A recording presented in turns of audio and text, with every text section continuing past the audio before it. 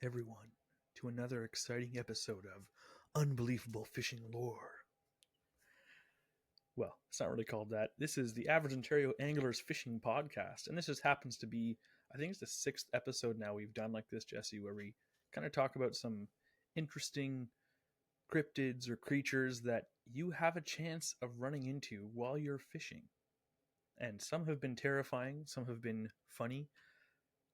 This time we're actually going to be focusing on ones that are all around the Great Lakes. And for those of you who don't know what the Great Lakes are, those are, well, the Great Lakes. What am I, it's the Great Lakes. I was going to say, if you don't know what that is, you should start reading an encyclopedia. Most of them share the border between Canada and USA. We live right down here. Ontario has Lake Ontario, obviously, right by Toronto. But we have Lake Erie, Lake Huron, Lake Superior, and Lake Michigan is the other one. But that's in the States, so whatever. But there's a lot of cool stuff about that. But before we get into that main topic of some more unbelievable fishing lore, we have an interesting fishing fact brought by Jesse. And I hope it's going to be, I have a feeling the interesting fishing fact in context will be less interesting today, but we'll see what he does.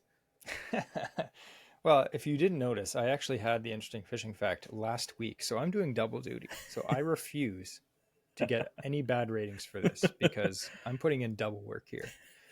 Now, every time I do an interesting fishing fact, I think, would Andrew find this interesting? And if the answer is yes, I immediately crumple up that piece of paper and throw it away. Mainly because Andrew is a nerd. But since it's December and I'm feeling giveful, he reached into the trash can and brought it back. I was like, okay, what's an interesting fishing fact that kind of relates to December? It's getting cold out. I mean, we just had our first snowfall the other day, which was pretty intense last week. And then I also said, why don't I do something that Andrew would find interesting? Is this another sad one? No, it's not. This one, thank goodness. It could be. It could be sad, depending on how you look at it. But I thought we could do a topic called Understanding the Role of Oxygen in Ontario lakes in regards to ice fishing. So we're going to use this term, dissolved oxygen. It's one of the most critical factors for the survival and behavior of fish where? Under the ice, particularly in wintertime in Ontario, in Canada, in the United States, anywhere it gets cold. What happens to the lakes, Andrew? They get hard and they freeze. Yes, the lakes get hard and then they freeze. So dissolved oxygen levels shift dramatically in ice-covered water bodies. Now, why does this matter to us? Again, is this a boring topic? No, it's not, because maybe you've never thought what happens. What happens when that pond or that small lake freezes solid over top? How do those fish get the oxygen? So first of all, we have to understand what is dissolved oxygen and why does it matter to the fish? Well, dissolved oxygen, it refers to the oxygen present in the water, obviously. It's dissolved in the water. And what uses this? Well, fish, aquatic organisms, all the things that survive in the water, they need this to live. Now, in open water, dissolved oxygen levels are replenished through atmospheric exchange. That sounds fancy, but we like to call that wind. So when the wind blows into the lake, bada boom, it blows oxygen into the water. Oh, Jesse, did you just pass atmospheric exchange? Sorry about that. Excuse me. It also mentions that dissolved oxygen levels are replenished through photosynthesis. One day I'll be able to pronounce photosynthesis by aquatic plants and algae. Now, this sounds all good, but what happens, what Andrew says, what happens in winter, the lakes freeze over. These things are not possible anymore. So the wind hits the ice and it doesn't get down to the lakes, and photosynthesis doesn't happen because what happens on top of the ice, Andrew? It just blows across the ice and starts blowing snow around, not water. Yeah. So the snow on top of the ice, what happens is the sun can't penetrate through the ice and the snow. Now, when a lake freezes over, all the oxygen can't get down from the atmosphere into the water. And it also points out, like I said, if snow accumulates, like some years there's a lot of snow on the ice. Other times, like when me and Andrew go ice fishing, sometimes over the last few years, sometimes there's literally no snow on top of the lakes. And we're like almost skating around out there. And other times you can't even tell you're walking on a frozen lake. You're just like, I don't know. It could be walking on a parking lot for all I know, right? But you know, no. when your auger bit starts getting really chipped though. Yeah, I'm like, what is this, gravel? It's like, the lake's over there, pal. Are you from the city? Yeah. What do they call them? Cityots? Yes. Yeah. We apologize to over half of our listenership, but thank you for listening. You're welcome. Now, another thing that basically gets rid of oxygen under the water is decomposing organic material, such as like aquatic water plants, stuff like that. So in the fall, even like early in the fall, you notice that a lot of the weeds start dying off. Now, some lakes have so much weeds. Like some of the lakes we fish in the Kawarthas, they're choked with weeds. Others, not so much. But in some lakes where there's ice on top of the lake and then snow on top and no light can get through, all of this decomposing matter, it basically consumes oxygen and it causes the oxygen levels underwater to drop even more. So you would think that small lakes with lots of weeds and ice and snow on top, they're doomed, right? They are doomed. Well, they're not really, but it points out that there's a wide variety of lake ecosystems, each reacting differently to ice cover. The first one is shallow, vegetation-rich lakes with dense aquatic vegetation. Like I mentioned, a lot of the Kawartha lakes are like that, and they are particularly vulnerable to oxygen depletion. Another lake is deeper lakes, and it says they often maintain more stable oxygen levels due to their larger volume. And fish that we go fishing for, obviously, in these environments tend to migrate to oxygen-rich zones, such as near springs, tributaries, rocky structures, or where water circulation happens. So where there's some water movement, it's not just stagnant water. Now, fish behavior in low oxygen conditions. Now you may think, okay, that first one you talked about, that's the lake I want to fish. And what do I do now if there's no oxygen down there? Are all the fish going to die? Well, the answer is probably not. Not no, but probably not. So fish species vary in their tolerance to low oxygen. So there are different species that can handle different amounts of oxygen. So some species are highly sensitive to low oxygen. Why don't you, Andrew, guess some of the species that you think are very susceptible to low oxygen? I would say probably like trout and salmon are pretty susceptible. Yep. Now, how about and pike? Maybe. Okay, we're going to stick with trout. Yeah, okay. That's the main one. Yeah. Now, what species do you think are more tolerant to low oxygen?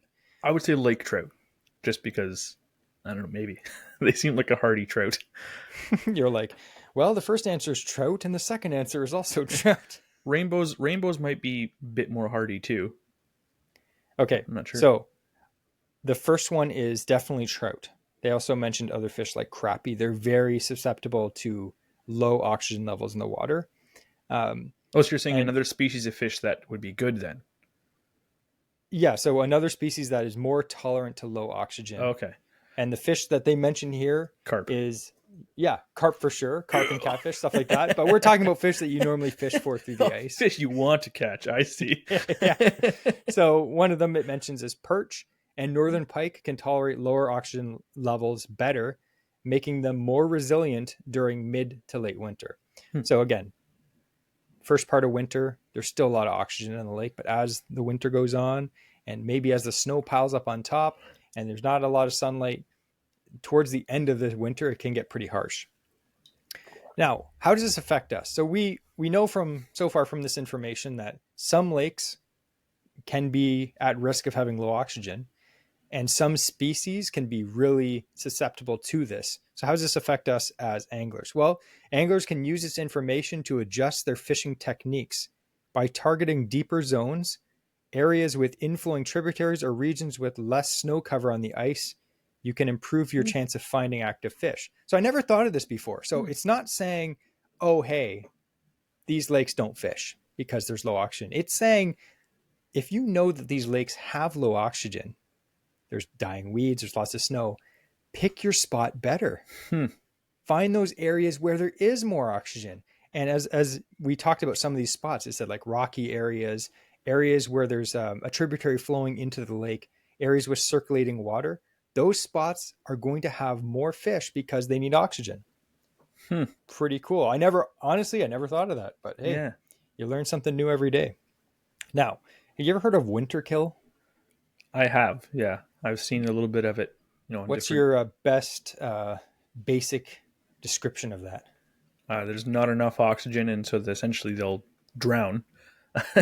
Oddly enough, they'll drown, and then they like suffocate, and then they just kind of float up. You'll see a bunch of dead ones under the surface sometimes. And in the spring, they'll just build a bunch of bloated fish just against the shore.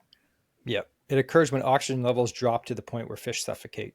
So fish live in water. There's still water under there, but there's no oxygen in the water, and they die. So this is not something that generally happens in larger lakes. This generally happens in smaller lakes. It says it's mostly shallow, nutrients-rich lakes with dense vegetation, and it's very rare in deeper lakes. Now, it obviously has severe consequences for fish populations in smaller lakes. You could think of, like, say, a small lake, a little back lake that you find when you're camping, and it's full of fish one year, and it's just shallow. It's 9-10 feet in the middle. That's it. Full of weeds. You go back the next year and there's nothing there. Maybe those fish died in the winter. Like, it happens. Hopefully you don't just suck at fishing. Hopefully that's the case for everyone else, but it could have winter killed. It just actually happens. Man, I'm just stoked for ice fishing season. Like, I'm talking about fish dying and suffocating to death. I'm just like, I can't wait to get out on the ice. I can't wait till I do that, but on a lesser extent and on the end of my line when I haul them out of the hole. Yes. So I thought I could wrap this interesting fishing fact up with some practical tips for ice anglers in Ontario. So like we kind of discussed, if we understand oxygen dynamics, it can boost our success. So like as a fisherman or angler, I'd say it's not just going out, drilling a hole and finding fish. There's lots of different things involved in being a good angler. Like, you have to know about biology. You have to know about science. You have to know about like all these different things, zoology, fishology. I don't know. You know what I mean? Like, there's so much you have to know to be successful. That's why some people are hammers and some people aren't. Some people just don't want to put in the effort to learn these little extra things. So these are extra things you can learn this ice fishing season to be good. Number 1, scout out oxygen-rich zones. And like we said, notice or find areas of incoming water sources like springs or tributaries. And these are often things you can find on Google Maps. You can, there's a creek that flows into the lake. Mark that as a good spot. Again, you don't always want to fish near heavy current because the ice could be sketchy. So use some caution there. Number 2, pay attention to snow and ice conditions. Fish near clear ice or areas with less snow cover where light penetration supports photosynthesis. Interesting. Number 3, time your trips. Early winter often has higher oxygen levels, making fish more active. As winter progresses, fish may become less active in oxygen-depleted lakes. Number 4, use sonar and cameras. Modern tools can help identify fish locations and behaviors, especially in low oxygen scenarios. So we have a camera as well. And that's another thing we've noticed too, is sometimes we did go to a lake. Remember that lake, that little pond we went to? It was full of fish. We went there in the winter, fished it for like 3-4 hours, didn't see a single fish. We dropped the camera down. We didn't see anything. We call it Little Okeechobee, and it's literally the size of maybe a soccer field. And it's full of just largemouth and crappie. And yeah, like, it's good luck trying to Google that, because we made that name up, so you don't know where it is. I actually named it that on Google. Just kidding. You pinned it. No, made list public. But yeah, it was so weird because it is full of fish. But we drilled a bunch of holes trying to find where fish were, and we just couldn't find any. Yeah, you know what? I don't think we fished there since then. No. So I would be interested to know if that lake winter killed. It's not a lake. It's a very small pond. Yeah. Because since we went back there, like before, we had caught tons of fish. And then we went in the winter, we saw nothing. And it's not even like, the fish were hiding. It's a small pond. And we had the camera down in multiple areas. We didn't see a single thing. So I hope that's not the case. I think we're going to have to give Andrew some homework this spring. And he has to inflate his little paddleboard and go out, fish that pond for crappie and see if they're still there. I will. So anyway, nerds, if you enjoyed that, that was an actual interesting fishing fact about killing fish with low oxygen levels. And now that is for a interesting. moment of silence for all the fish that have died over the last few centuries when winter kill happened. Take off your hat. Okay, that's enough. Well, that was sad. No, that was good. I like learning things on the interesting fishing fact segments, and it makes sense that deeper lakes hold a better oxygen supply because on a previous interesting fishing fact we talked about how the turnover as it freezes, essentially because of the turnover as it freezes, denser water sinks down. That gives a chance for the entire water column of that lake to become oxygenated at the surface of the water. So those deeper lakes just have a much, everything in that lake has been oxygenated. So there's just more extra oxygen in that water to pull from over the winter. That makes a lot of sense. I like it. Maybe we'll do better this year with that knowledge. I doubt it. Now, on to our main topic. Again, this is unbelievable fishing lore. You may believe it, you may not, but we like to call it unbelievable fishing lore. And this one is all about different creatures that have history of being spotted, Aboriginal stories of their origin and whatnot, all around the Great Lakes. Now, again, most of our listeners are around from the area as well, or at least very familiar with the area. We ourselves, Jesse and I, we live obviously right by the shores of Lake Ontario. We may have seen this at some point. One of these. We'll kind of discuss as we go, but we're mainly going to be reading some of these stories as we go through. Jess and I will take some turns reading about each of these creatures, but we'll make sure you get a good idea of what they look like, where they're from, what they do, what to watch out for. So the first creature we're going to talk about is the Mishipeshu. Now, blanket disclaimer here. Jesse and I barely speak English, so if we mess up on these names, please don't come after us. I apologize. If you can say it correctly and know more about it, make your own video. But we will be doing our best. So, Mishipeshu, this is the Great Lynx. Now, have you ever heard of a lynx before, Jesse? A regular size lynx? Yeah. Like a regular lynx. Like it's a cool cat, a big, like, long tufts in the ears. They're really cool looking. I love them. Beautiful. We're going to find out if this is anything like that. The kind of origin story that the Aboriginals had about this, from the Ojibwe people, Mishipeshu was created by the Creator to protect the sacred balance of the Great Lakes. During the time of creation, the lakes were peaceful yet vulnerable. To guard the copper veins running beneath the waters, considered gifts from the Creator, Mishipeshu was formed from the lynx's stealth, the serpent's power, and the fish's adaptability. Mishipeshu swore to protect the lakes from exploitation and became a fierce yet fair guardian. I don't know how well he's done considering all of the Atlantic salmon were wiped out, most of the sturgeon. I won't hate on this guy yet. We'll see what he's done. Don't anger him. However, when early humans began to misuse the lake's resources, particularly by overharvesting copper, Mishipeshu transformed into a vengeful force. The spirit's origins are also tied to the Thunderbird, its celestial counterpart and rival. While the Thunderbird controls the skies and Mishipeshu the waters, their clashing powers create thunderstorms as each tries to assert dominance over the natural world. Imagine that, thunderstorms are kind of scary when you're on a lake, right? Because you're thinking, I might get electrocuted. Now imagine there's a giant bird, fighting with this huge cat serpent lynx thing in the water, and that's why there's a storm. Even more scary. It's like, how many beers did you have, pal? I see it every time, man, I swear. So one of the stories from this creature is there was a great famine that struck an Ojibwe village near Lake Superior. They were desperate for resources, so the villagers decided to take copper from the sacred underwater mines, despite warnings from their shaman. A group of brave men set out in canoes, offering prayers to the Great Lynx for forgiveness. For days they collected the glimmering ore without consequence.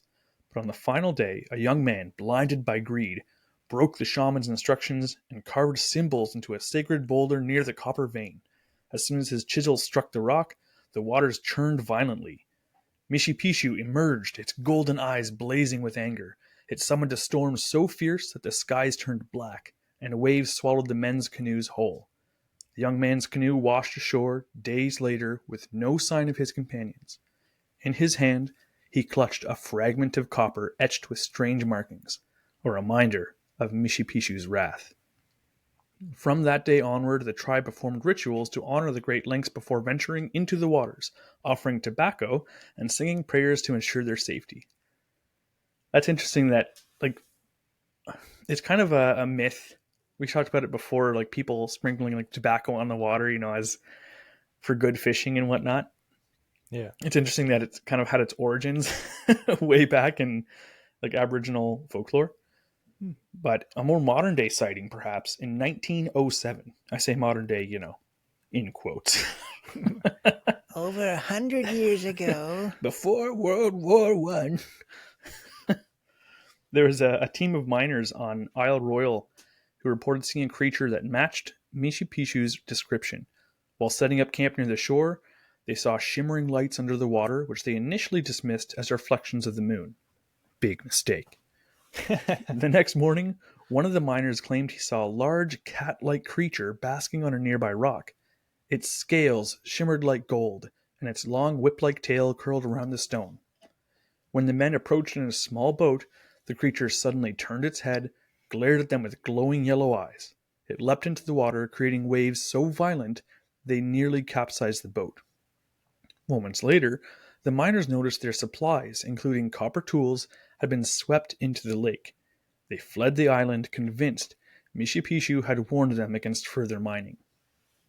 So I guess, don't use like copper john flies or something like that when fishing the Great Lakes. You might anger this thing. Now, one thing that I thought would be really fun about each of these, at the end, I tried to figure out what perhaps, from different suggestions online, what perhaps would be an explanation for what people saw that they attribute to a Mishipeshu sighting. It says it could have been a misidentified large river otter that are common to the region. The sleek, wet fur can appear metallic in the sunlight, and their movements on rocks resemble those of a big cat. The violent waves may have been caused by a sudden squall, which is frequent on Lake Superior. So again, could be explained away by other things and natural phenomena, but what do you think, Jesse? I don't know, because I've seen otters. One time I was fishing, I saw 2 otters, and they were swimming around the spot I was fishing, and it was amazing. But there's no way I would ever think it was a cat. It's like, oh, look at that cat. You know how cats like swimming? I like that's like it looked cat-like with its large scales.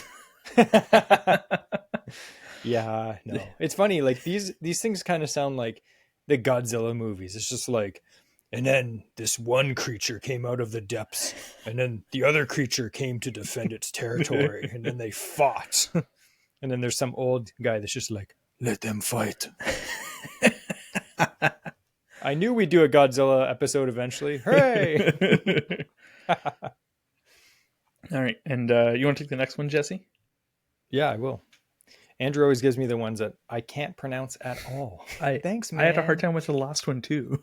All right, this is a crazy one, guys. I don't know. This is the tale of the Gitchie Canug. Andrew's like, what? The guardian of Lake Michigan. Again, it's Lake Michigan. It's not even in Canada. Whatever. But this is what happened there. So this is a bit of a story. So listen up. Put on your listening caps. Remember in school they used to say that? Put on your listening caps. It's like, what the heck is that? Do you have a special hat that I put on? Helps me listen? You put on a hat in school, guess what? Detention. At least when I was in school. Anyway. All right, put on your listening caps, people. Long before settlers arrived on the shores of Lake Michigan. Oh, I can't pronounce this. The story just ends there. Well, let's just say there was some aboriginals that lived there And they spoke of a great serpent, the Gitchi Canug. All I can think of is, what was that like disco or funk song? Like, Gitchy, Gitchy, yeah, yeah, baby. That was written about this guy. I'm just going to call this guy the Gitchi K because I don't want to say Canug every time. So they spoke of this great serpent, the Gitchi K, that dwelled in the lake's depths. Let's just say Lake Michigan, that's a deep lake. So he dwelled very deep. Now, the water spirits, apparently, though, there's water spirits, apparently. There's lots of spirits. Yeah. They created the snake-like guardian. See, it's like guardians, like Godzilla. It's like, oh, he protects Lake Michigan. They created him to preserve the lake's purity. Now, Gitchi was a force of nature, both a protector and a judge. So, you afraid of snakes because they seem a bit creepy? Well, now they're judging you. It's terrible. But he also blessed those who respected the lake and punished those who desecrated it. Oh, man. I wish we had a Gitchi K here. Imagine all those lakes, all the poachers. He would punish them. But people like us that are good and lawful citizens that catch fish and are good to the environment, he would bless us. I hate to say, but spoiler alert, that's how you know he's not real. Dang it, Andrew. At the end, I was going to say, is he real? No, he's not. If you start noticing that poachers are mysteriously getting bitten in half, you know it's real. Haven't seen it yet. I don't know. Maybe he's sleeping. So one legend told of a time when Gitchi saved these aboriginals from invaders. As a rival tribe attempted to cross the lake by canoe, that's ballsy. Imagine crossing Lake Michigan in canoes. Like, I know they weren't regular canoes. Like, they were big, like, war canoes and stuff. Yeah. But, dude, I don't even like crossing, like, Pigeon Lake in a canoe. It is sketchy.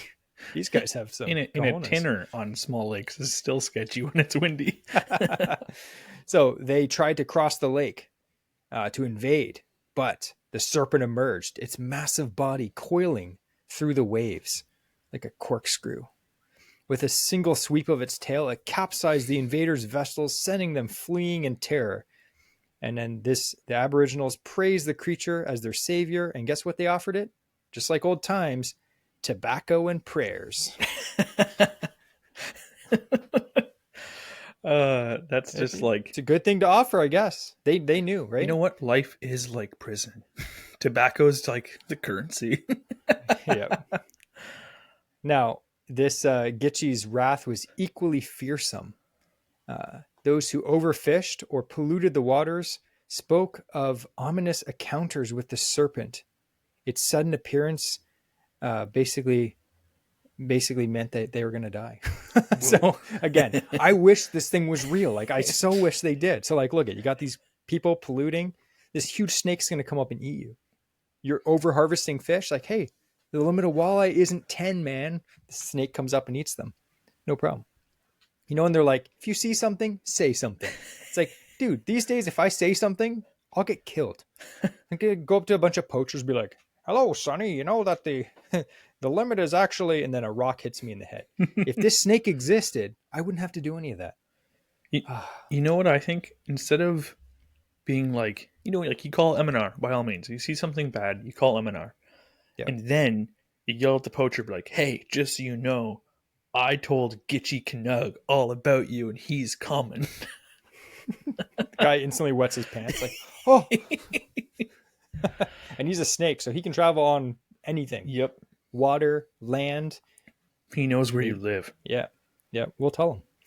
So there is actually one story. So this is kind of another story of the lore. So we already discussed what he did, what he can do. This is a story. So one year during a terrible drought, the chief, who is known for his reverence of the lake, faced a dire challenge. His people were starving and their usual fishing spots were barren. I know the feeling. Sounds familiar. Yeah. Desperate to save his village, he approached the water's edge with offerings of tobacco and food. That night, Gitchi appeared to him in a dream. So he can travel over water and land and into your psyche. The dreamscape. So if you're afraid of snakes, this guy can go into your dreams. You're welcome. Oh, man. Now, this is the sketchy part. The serpent's voice was deep and resonant, instructing him to paddle to a hidden bay where the fish were abundant. The next morning, The chief and his warriors followed the serpent's guidance, and they found the secret bay teeming with fish, enough to feed the entire village. Remembering Gitchi's wisdom, they left half of their catch as an offering and returned home with their nets full. The tribe prospered, and their respect for the lake reaffirmed. So, man, like, here we have a fish that not only is going to take care of poachers and polluters, but he's going to give you fishing spots too. Here's GPS coordinates. Imagine like falling asleep before a big trip and all of a sudden you're seeing like visions of where their biggest fish is going to come from. And it's like a snake I would telling you. love that superpower. All right, so you may think, okay, that is impossible. So what could it have been? Mm-hmm. Every time we talk about like weird things that are in the water, what is it always? They always say, well, what could it have been? And guess what? Every single time they tell you one fish that it could have been. What is it, Andrew? Sturgeon? Yeah. So it says skeptics speculate that the sightings might have been a large sturgeon, their ancient armored bodies resembling a serpent's form. If you've ever seen a serpent or like a snake, they don't really look like sturgeon, but I guess if you squint real hard and you've had maybe too much tobacco and beers, I don't know, you may have thought that it was a legit, sea monster or a snake, but sturgeon don't look anything like that. I like this story because we always talk about the Aboriginals and their respect for the water and for the land. And, we do our best to do that where we can when we're fishing and stuff like that. But this creature is like my new best friend. It hates poachers, it protects the water, and it gives you fishing spots. I like it. Gitchy, he's my new friend. Gitchy, yeah, baby. Lady Marmalade, what a good song. All right, I'm going to move on to the next one. This one, it's kind of an unassuming name. When I hear this name, I just think of like, I don't know, some yuppie in like a 1950s college wearing like a polo shirt and a sweater tied around his waist. Pressy. The Lake Superior sea monster. Pressy. Is Pressy like Nessie's cousin or something? Maybe. Swam across the Atlantic. It's described as a great horned water serpent that once ruled the depths of Lake Superior. Fun fact, apparently this also fights with the Thunderbird and causes storms. It's almost like the Great Lakes are known to have frequent thunderstorms, Yeah.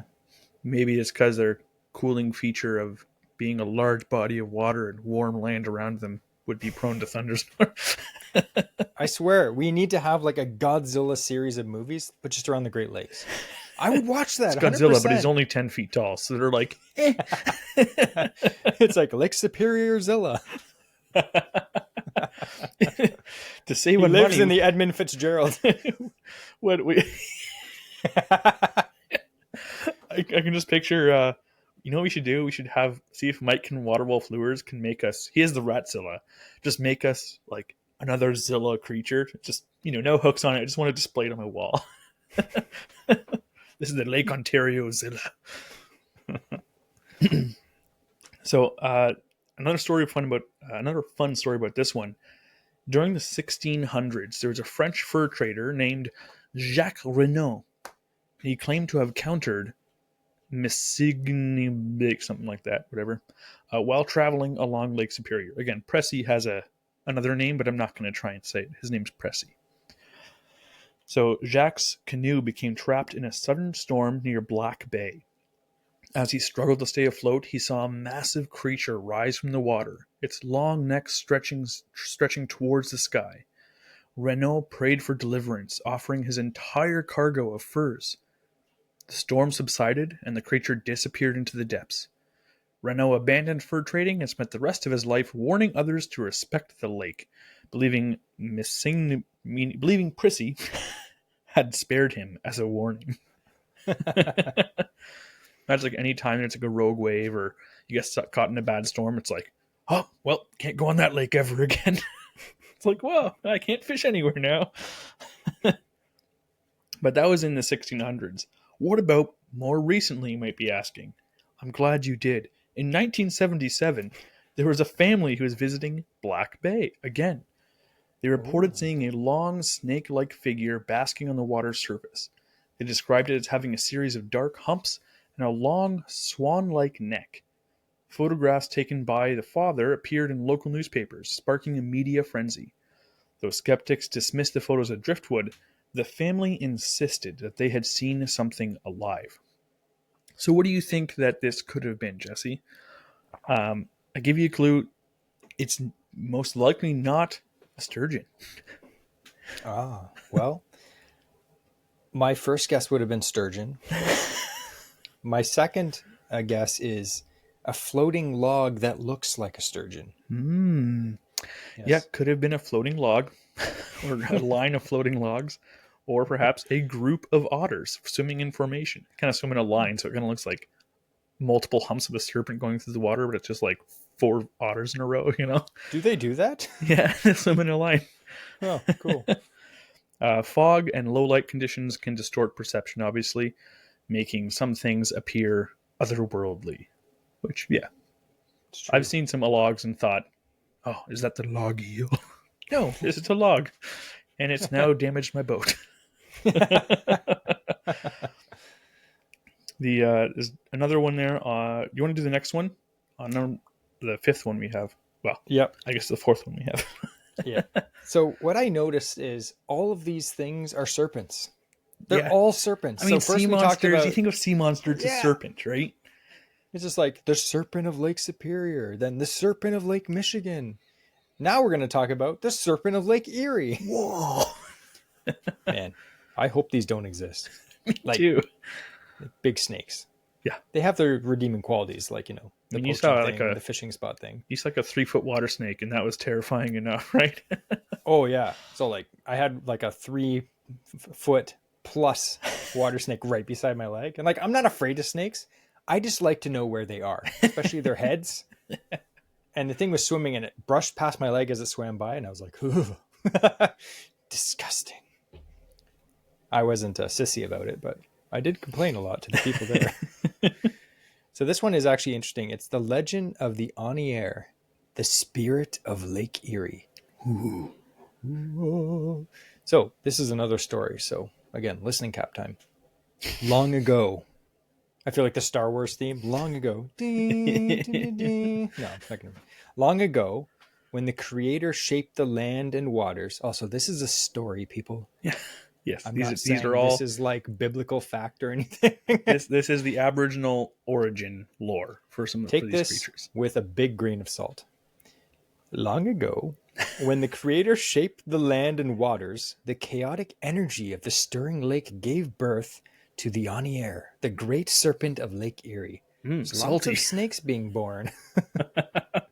The Seneca people revered this creature as both guardian and enforcer of the lake's balance. Just like all the other tribes we talked about. They see a big snake, they're like, hey, thanks for protecting the lake. And then they throw tobacco in the water. I mean, it works.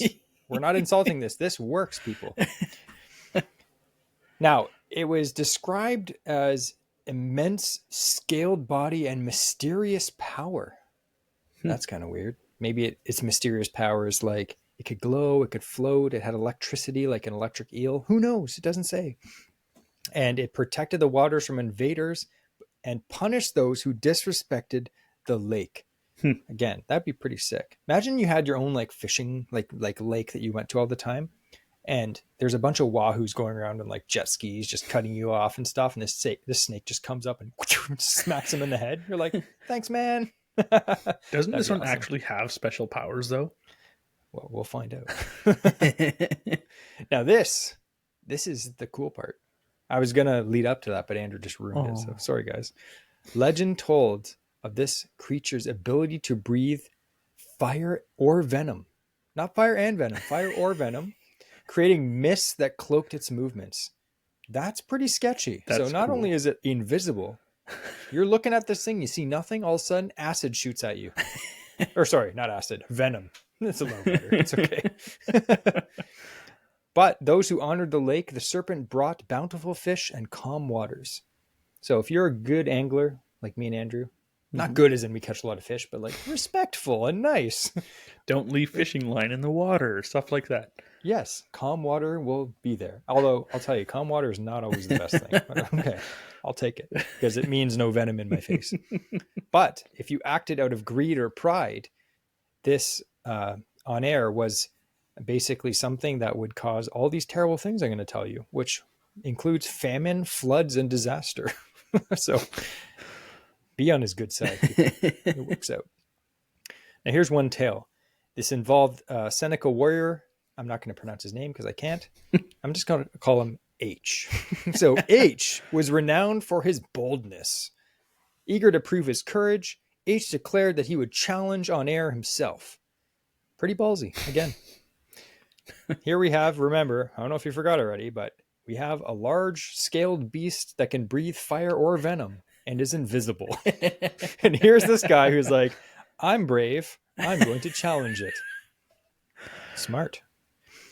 Anyway, despite warnings from his tribe, and I'm sure there were some, of course, I would have warned him, he paddled out alone into the vast lake carrying only a spear. So it gets worse. Not only is he not fighting this thing on land, he is paddling in a canoe with one spear to fight an invisible fire venom crazy mythical beast. This is like thinking someone's saying, "Oh, I could take a bear." I'm like, okay, just go wander into that den with like a stick and see how you do. Oh, so anyway, he's out there, and what happened? Well, hours passed. The lake remained eerily still, and as the sun dipped below the horizon, ripples began to form around his canoe. That's pretty sketchy. Then what happened? The water erupted, and the beast's massive snake-like body rose from the depths, its head towering above my man H. The serpent's dark scales shimmered in the twilight, and its glowing eyes fixed on the lone warrior. At this point, I would have crapped myself. But what did my boy H do? Well, he hurled his spear with all his might, but what happened? Well, it said it merely glanced off his impenetrable hide. So, another fun fact. Yeah, it's impenetrable. You know, invisible, impenetrable, spits acid or fire, or venom or fire. He's like, easy day. Give me a canoe and a stick. So what happened? Well, the serpent, unaffected by his stupid stick, it reared back and unleashed a blast of mist and steam enveloping the canoe. And when the haze cleared, H and his canoe were gone, swallowed by the lake. His tribe mourned his loss, remembering his story as a warning. And the warning was this: bravery without respect could lead to ruin.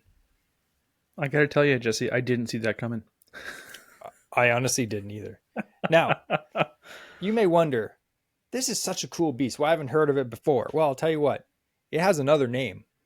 So centuries later, this beast, they basically call it now, and you probably heard of this, Bessie. Mm-hmm. In fact, Andrew has a fishing lure called a Bessie because it is a known beast in Lake Erie. The tales of Bessie persisted, and in 1894, which is kind of modern, not really, it's modern compared to that. Okay, it's not super modern. It's a long time ago. Two fishermen near Ohio reported an encounter with a massive snake-like creature beneath the lake's surface. One described it at least 30 feet long, with dark, glistening scales and a wide, flat head. So that was kind of recent, not really. Skeptics suggested these sightings may have been, guess what? A sturgeon. Sturgeon? Oh. Could have guessed it. I feel like Dr. Phil, just giving people obvious answers. It's like, well, maybe you shouldn't be sleeping with your father. It's like, Dr. Phil, you're a genius. It's like, they're just like, well, this large beast, it's probably just a sturgeon. And everyone's like, wow, you're so smart. All the zoologists or the cryptozoologists are just like, you idiot. It's clearly a fire-breathing acid snake. Anyway, so, yeah, Dr. Phil's pretty chill, but maybe we'll get him on as a guest one day. I wish. So anyway, definitely a sturgeon. And remember we said the bony plates, that's a sturgeon, 100%. But despite all of this, there are those who honor the legends of this massive beast and they think that it remains more than a mere illusion.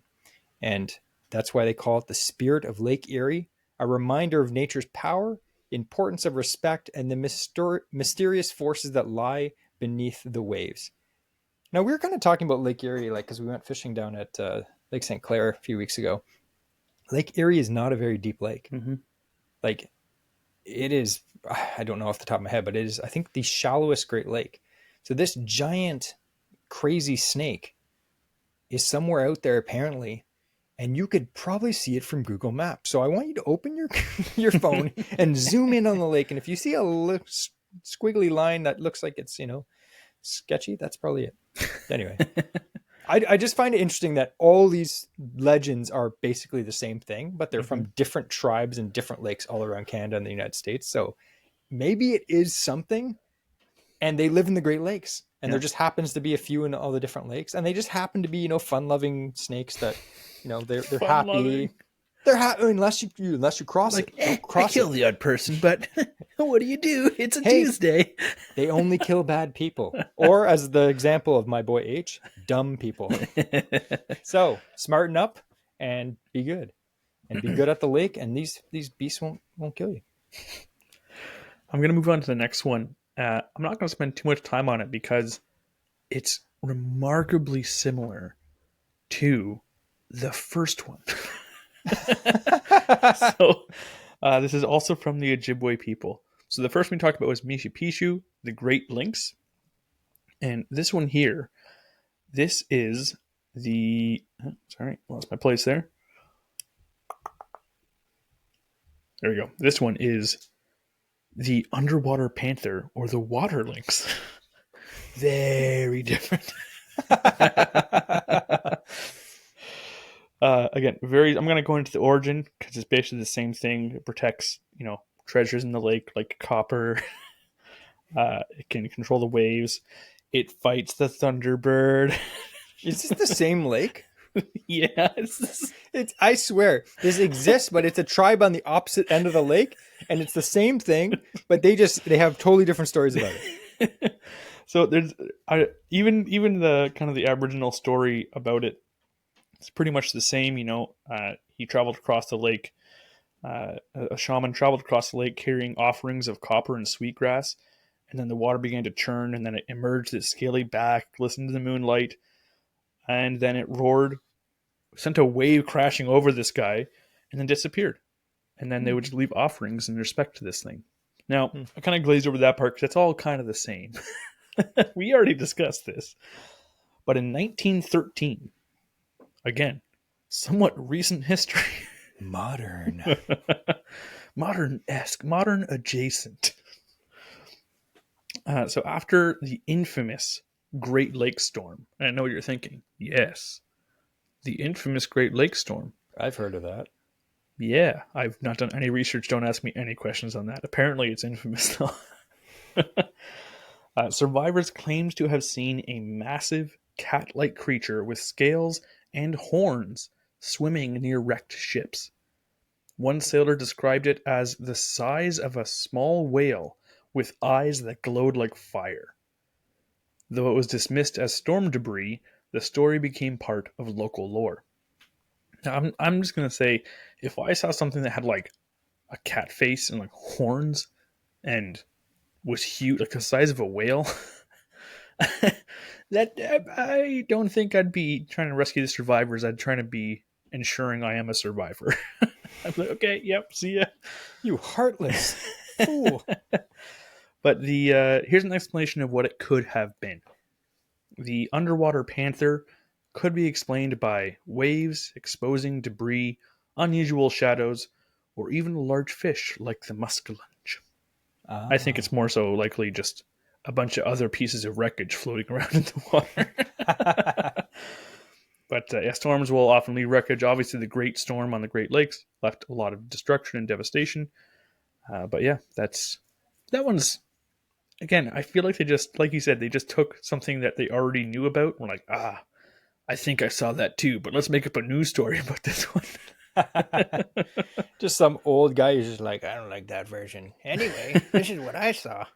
It just happened to be a bunch of floating pieces of wood. It's like the hoax photos of Nessie. It's just like it's not just a piece of like foam strapped to some like an old skid.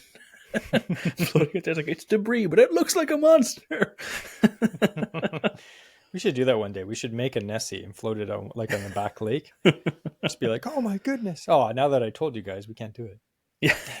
Dang it. Forget that. Oh, well, we're going to go move on to Jesse's going to read the next one. This is, I have to say, my favorite creature that we're going to talk about today. It's pretty fun. He's like, you need to read this one. I was like, oh no. Let's see. This is the legend of the Melon Heads. I made Jesse read this because I feel like that's an apt description for him. No. Thank you. I have 2 heads. So the legend of the Melon Heads, the guardians of the hidden woods. That's like a lot of places I fish because I don't tell people it's in the hidden woods. Now this is a story. Again, possibly made up, possibly real. Who knows? Long before modern tales of the Melon Heads emerged, because there are modern tales apparently, but this is long before then. We're going to get into the modern legend of the Melon Heads. Yeah. So tell us the first legend. The Potawatomi people spoke of Manthos, a small mischievous forest spirit that lured travelers deeper into the wilderness.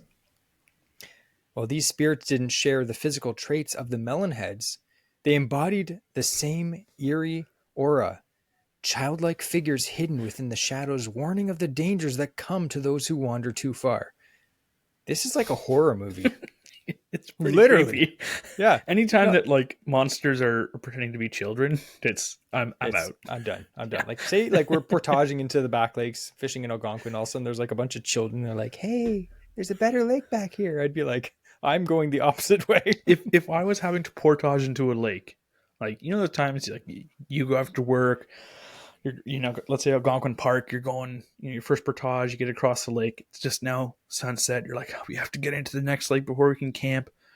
And you keep going. And then if I was walking on a portage trail loaded down with a bunch of stuff, I only hear in the woods, like beside me is like, hee hee hee hee hee, like children laughter, like giggling. I'd be like sprinting, drop the canoe. I'd be like sprinting, swimming across whatever. Like, get me out of here. Meanwhile, it's just radio voice Royce cooking up a hot dog. Poor guy. Oh, yeah, that is pretty creepy. So it says centuries later, whispers of a new legend began to spread near Lake Michigan. So again, these are all stories near the Great Lakes. So you probably, if you're listening to this, there's a good chance you know where this is or you live near these areas.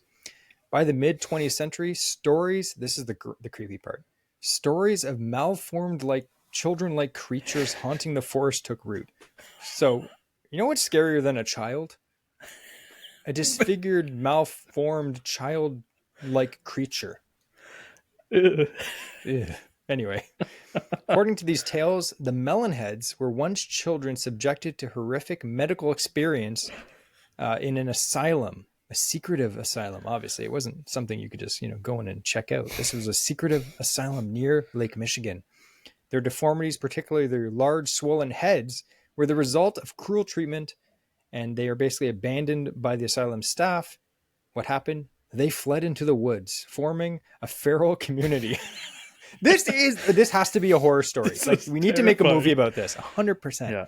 Over time, their isolation deepened their deformities, and their mistrust for outsiders turned to hostility. I would pay good money to watch this movie. And I would be like freaked. Like, again, I like horror movies and stuff like that. And I've never heard of anything like this. You know what I mean? Like this is okay. All right, Paramount, hit us up. Yeah, we will do this. We'll just need some people that look like they're deformed. Andrew, you can model my face and just like put it on children. Like, yeah, it's deformed kids. Now you may think this is not something that's happened recently. Well, guess what? In the 1970s, which again, kind of modern time, not really, but modern time, a group of teenagers ventured into the dense forests of this area, and they dared each other to find the Melon Heads. So it's clearly like something people know about, and they're like, oh, let's go up and find those melon heads. Clearly, some of them are like, nah, it's dumb. So what were they armed with? Well, flashlights. That's it. Hey, if it's a big mag light, that thing is a weapon. It's true. Who knows? And what happened is this is what they say. I don't know if I believe it, but they stumbled upon a decaying house surrounded by weeds, like overgrown weeds. And as they approached, faint whispers and the sound of rustling leaves filled the air. Suddenly, figures with large, bulbous heads and glowing eyes emerged from the shadows. They shrieked and lunged at the group, chasing them deeper into the woods. The teens managed to escape, but even after reaching safety, they claimed to hear haunting laughter echoing through the trees. That could be the opening scene for the movie. Okay. That's like the pre-credit scene. If anyone steals this idea, we're going to hunt you down. Like Melon Heads. Now, I like this. Let's read one more example. So this is actually later, 1981. It's a fun but creepy. Like, this is a crazy People, one. If you're listening to this and you're like, why aren't we talking about fishing right now? This is better right now. Yeah. Just imagine you are fishing around Lake Michigan, and then all of a sudden you start hearing children laughing. You'll be so glad we talked about this, so you know to start running the other way before they get you. Or you'll know what's about to kill you. It's better to know what kills you, you know. Anyway, in your last turning moments. an 80-pound braid into a garrote. All right, 1981. A couple of hikers near Lake Michigan reported another encounter. As they wandered through the woods, they noticed small, pale figures darting between the trees. So, despite their big bulbous heads, these things can dart. That's pretty fast. Like, I'm impressed. I would think that these things would have problems like keeping their balance and stuff because of the top heavy heads, right? Big melon heads, right? But I guess they got used to it. They have really strong neck muscles and apparently calves of steel. So they described these creatures about 4 feet tall with oversized heads and ghostly skin. And they said it appeared to glow in the moonlight. You know what glows in the moonlight? Everything. So I don't know if I believe these people. Now, they had a dog with them. Their dog growled and refused to go further, forcing the couple of hikers to retreat. When they returned the next day, they found strange childlike footprints embedded in the muddy trail. That's pretty creepy. Yep. Yeah, that'd be pretty creepy. So they went back and they talked to the locals. These guys were like just visiting the area. And the locals dismissed their stories as hysteria, attributing their sighting to animals. Because clearly animals leave children-sized footprints. Interesting. They also said that they had an overactive imagination. Yeah, sure. Skeptics suggested that the melon heads might be rooted in misunderstandings of real-life medical conditions such as hydrocephaly. I'm not a doctor. I can't pronounce that. Others pointed out that the eerie atmosphere of dense forests at night could amplify fears and lead to vivid hallucinations. Fair enough. Like, how many times have you been camping and it's pitch dark and you're just like, you know, you're in your tent and every little noise, you just like, what was that? And in your mind just racing. And you're like, was that a bear? Was that a bear? And it's literally like a pine cone falling from a tree. So I get it. Like, say you're in like a weird forest and it's like, you know, the moonlight's coming down. Everything's like kind of like there's a mist going in there and you hear like, I don't know, some kind of weird noise. And you're like, it's a child. But then you look down and there's like child footprints on the ground. Like, oh man, yeah, I'm running at that point. You know what? It's crazy though, because there's some things that, like, again, just talking about things that can be explained. There are birds that we have in Ontario, in the northern states and stuff, that are mimicking birds. So let's say there was like a school nearby and they hear children like laughing at recess all the time. They would maybe start doing those noises themselves. Even crows are mimicking birds. They can sound like humans. Yeah.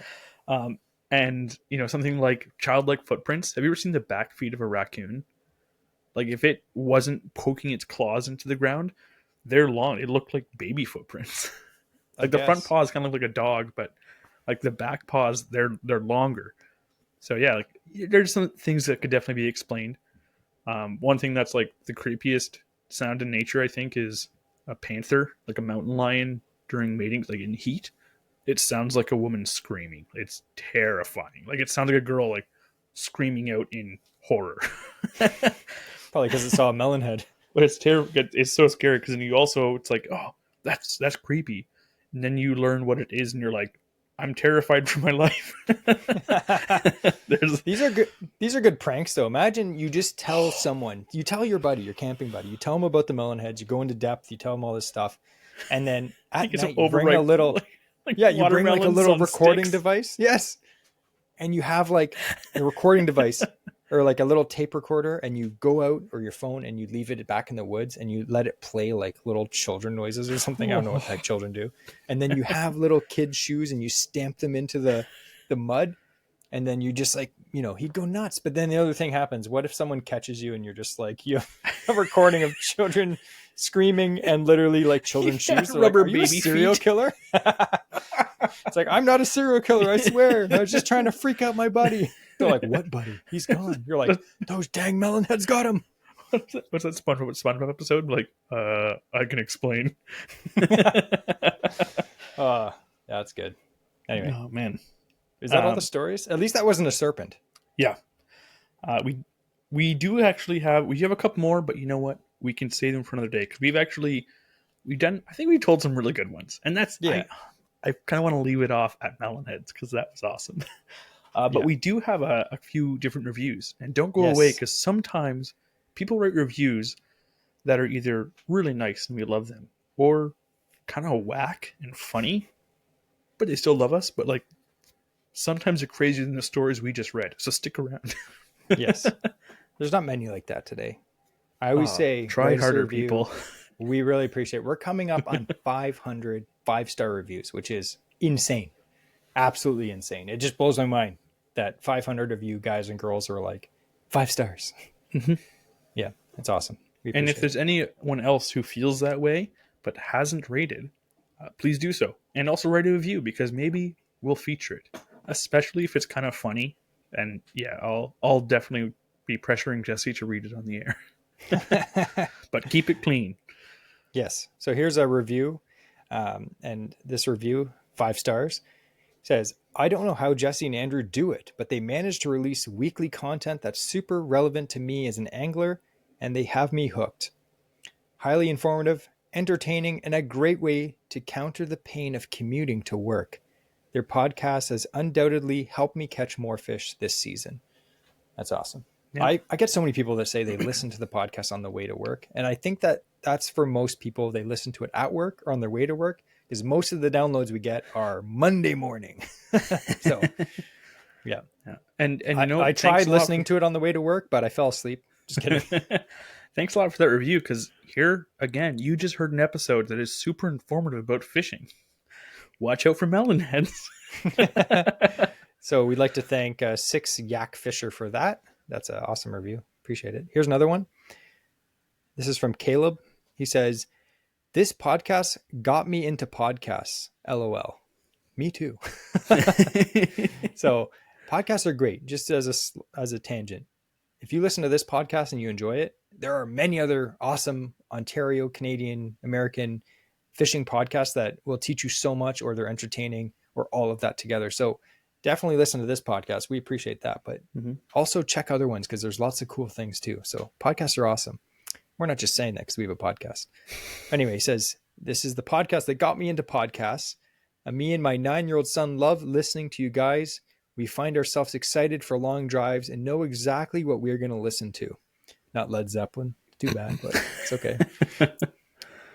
He says he has a 12-foot flatback canoe with a trolling motor, and they live in Stratford, and they fish as much as they can. He said, keep up the great podcast, tight line. So similar setup to what we have. We have a 14-foot with a flatback and a trolling motor. We also have a little gas motor on it too, but I'm sure this guy takes his 9-year-old son out fishing in his little boat. Love it. When I was a kid, I loved fishing with my dad. Like those were like some of my best memories is fishing with my dad when I was a kid. So keep it up. Again, we don't have kids. So if you do have a kid, take them fishing and say that we did it. Okay. So weird. I know. It's like we were there in spirit. If your kid looks like a melon head, please send it in to our Instagram. Yeah. If you know anyone that looks like a melon head, tag them and we'll repost it. If we start getting photos of people like tagging us and it's like, oh, I took my kid fishing. Look at this weirdo in the woods. It's like the kid. It's like big like a melon peeking over a bush. That'd be hilarious. Oh, all right. Here's a good review from a guy, I can't pronounce his name. He says, great show, 5 stars. I just caught my first bass on a jerkbait and also caught my first fall fish. Great podcast. Keep it up. And that was when we did the interesting fishing fact, or the TNT about jerkbait modifications. So thanks for that review. This is a funny one.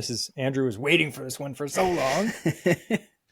A few episodes ago, maybe like 5 or 10 episodes ago, Andrew did an AI, what was it? Gen Z intro, skibbity crap, yeah. whatever. Yeah. Yeah. So this review is from T Wald. He says, I need this to be read on the show. This show is so skibbity stigma fish fam. Love these 2 Sigma dudes are so knowledgeable about these skibbity fishes. I don't know what to say about that. No cap, fam. Andrew speaks young people. I don't. I pretend to. I'm hip. I'm hip. I'm keeping up to date. Andrew's like, I'm hip. I'm wearing my hat backwards right now. Just like the young folk. I don't think I've ever seen a young person wearing their hat backwards. That just must be like a thing from our generation. Yeah, that's like the 90s. Yeah. Here's our last one. This is It's from the Goofy movie, okay? That got me into fishing and backward baseball caps. It's true. And Powerline. Anyone who knows Powerline, come on. That's half our listeners right there. All right, so a guy named Anon Polar Bear. He's a polar bear. He says 5 stars. Enjoyable entertainment, 100%. As an average Ontario angler with a below average bank account, I appreciate Jesse and Andrew's effort to support local while educating and humoring listeners on great tackle and tips that won't break the bank. What a gift to have guys like these helping anglers of all levels get outside to ethically enjoy fishing opportunities for the everyman and woman. Thanks for the podcast. So we do appreciate that review. We try our best. We probably, I'd say most people might not agree with you. We make people spend some money. Maybe not, it happens. I get some messages. I actually got some messages from some dude's wife, and she's like, hey, my husband has bought everything you guys have talked about on the podcast. And I was like, I'm sorry? Question mark. It's like, yeah, but he hasn't bought them for us. So what's your problem? Yeah. So anyway, we should start really talking about like bass boats, but like bass boats. It's buy your favorite podcast host a bass boat day. So anyway, we really do appreciate everyone who writes us a review. Again, we're coming up on 500 5-star reviews. When we hit 500 5-star reviews, we're going to do a special giveaway. So if you haven't given a review yet, write us a review, rate us something funny, and I'll make Andrew read them next time. So if you do something really weird, he's the one that's going to have to read it. And just because I had to do 2 interesting fishing facts in a row, I'm going to make Andrew do the quote of the week. You know what? You put me on the spot now. Yeah. And but just before we end, just before we end, I do want to mention we're in the month of December. Last year, we actually took December off. I thought we'd go through December this year, have a bunch of fun episodes. We're not going to go in depth on anything for the rest of the month until January. We're going to start off with a bang. We mentioned before, the format of the podcast is going to be changing a lot next year. 2025 is going to be completely different. Every single month, we're going to have expert guests, which is going to include a lot of guides. So we got selfish. 2025, we were like, we want to learn more.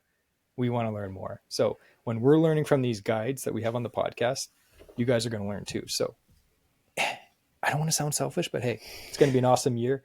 I already have almost the whole year lined up, and we have some insane guests every single month. So stay tuned for that. So we're going to end this episode with, Andrew's like, why are you the host now? We're going to end this episode with, as tradition states, the quote of the week. And to handle that, we have the man with the backward hat and frontwards beard. Well, if you are out on a lake and you see a sea monster, trust me, it's just a sturgeon. It's true.